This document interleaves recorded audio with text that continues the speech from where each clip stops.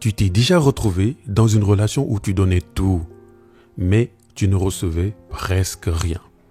Tu attires des partenaires brisés. Tu ressens toujours le besoin de réparer l'autre. Tu espères qu'avec assez d'amour et de patience, la personne va changer. Mais au final, tu t'épuises et la relation devient un combat pour toi. Ce n'est pas un hasard si tu souffres peut-être du syndrome du sauveur en amour. Et si tu ne t'en rends pas compte, tu risques de revivre encore et encore les mêmes schémas. Dans cette vidéo, je vais te montrer pourquoi tu attires toujours des relations déséquilibrées et surtout comment briser le cycle. Le dernier point est celui que personne ne veut t'entendre, mais c'est la clé pour t'en sortir. Alors, pourquoi tu tombes toujours sur des partenaires à problème? Le syndrome du sauveur, c'est quand tu crois inconsciemment que ton rôle dans la relation est de réparer l'autre. Tu attires des partenaires instables, jaloux, émotionnellement indisponibles, toxiques et dépendants. Et tu confonds amour et sacrifice. Plus tu souffres, plus tu crois que ton amour est pur. Et tu restes même quand ça te détruit, parce que tu espères qu'un jour, tout va s'arranger. Le problème, c'est que ce schéma ne fonctionne jamais. Tu finis vidé, frustré et avec une estime de toi en miettes pendant que l'autre ne change jamais. Pourquoi? Parce que ton rôle n'est pas de sauver qui que ce soit.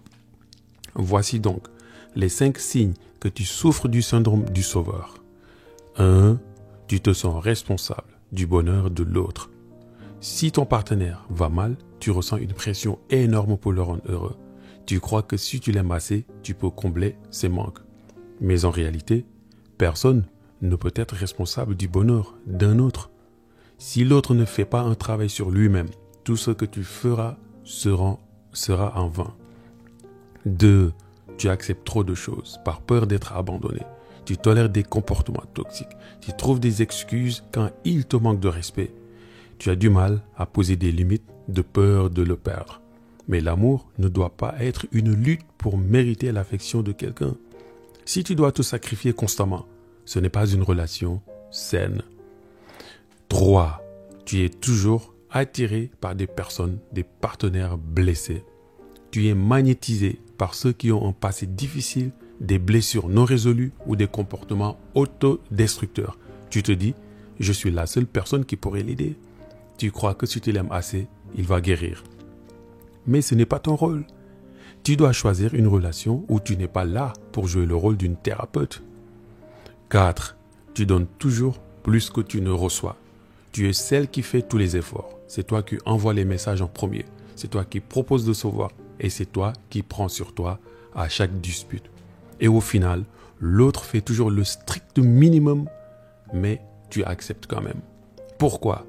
Parce que tu as peur que si tu arrêtes de donner, la relation s'effondre. Mais une relation saine, c'est du réciproque. 5. Tu restes dans tes relations toxiques en espérant un changement. Tu t'accroches à l'idée que l'autre va finir par changer. Tu crois aux belles promesses. Mais même si elles ne sont pas suivies d'action. Mais un partenaire ne change pas parce que tu l'aimes fort. Il change uniquement s'il décide de le faire et par lui-même. Comment sortir donc du syndrome du sauveur et attirer des relations plus saines et plus équilibrées? 1.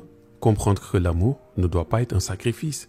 L'amour sain, c'est 2 personnes qui avancent ensemble, sans que l'un porte sur lui tout le poids. Si tu te sens épuisé en permanence dans ta relation, ce n'est pas normal. Pose-toi cette question. Si tu arrêtais de donner autant, que resterait-il de la relation? Si la réponse est rien, alors ce n'est pas une relation saine et équilibrée. 2. Apprends à poser des limites, mais surtout s'y tenir. Si quelqu'un dépasse tes limites et que tu laisses faire, il recommencera. Donc, fixe des limites claires, ce que tu acceptes et ce que tu n'acceptes pas ou plus, ce qui est non négociable pour toi. Et surtout, si quelqu'un ne respecte pas tes limites, sois prête à partir. 3. Arrête de croire que tu peux changer quelqu'un. Tu ne peux pas sauver une personne qui ne veut pas être sauvée. Si quelqu'un veut changer, il doit faire par lui-même le travail. Tu ne peux pas porter tout le poids de la relation sur tes pauvres épaules. Aime quelqu'un pour ce qu'il est aujourd'hui, pas pour ce qu'il pourrait devenir. Et 4. Apprends à recevoir autant que tu donnes. L'amour, ce n'est pas se sacrifier en espérant qu'un jour l'autre fasse pareil. Observe cette règle. Si tu es toujours celle qui donne, pose-toi la question, est-ce vraiment équilibré? Ose demander ce que tu mérites dans une relation maintenant.